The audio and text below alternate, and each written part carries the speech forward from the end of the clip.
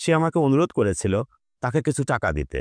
এই বাক্যটা সাধারণত আমরা ইংরেজিতে এভাবে করি যে, he requested me to give him some money. এভাবে না বলে আপনি আরো অ্যাডভান্সড ওয়েতে বলতে পারেন।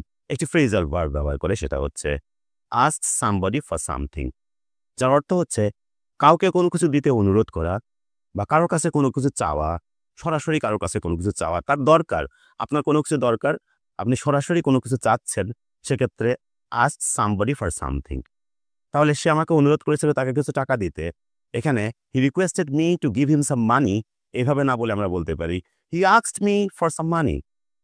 সে আমার কাছে টাকার জন্য বলেছিল। তার মানে সে আমার কাছে তাকে কিছু টাকা দিতে অনুরোধ করেছিল। তাহলে he requested me to give him some money, এভাবে না বলে আমরা বলতে পারি he asked me for some money. সে আমার কাছে কিছু টাকা চেয়েছিল। পার্থক্য হচ্ছে রিকোয়েস্ট আমরা খুবই ফর্মাল সিচুয়েশনসে ব্যবহার করব, আর আস্ক ফর ব্যবহার করব informal situations, daily conversations, casual কনভারসেশনের ক্ষেত্রে ব্যবহার করব আস্ক সামবডি ফর সামথিং। আশা করি বুঝতে পেরেছেন। If you like this video, don't forget to share it.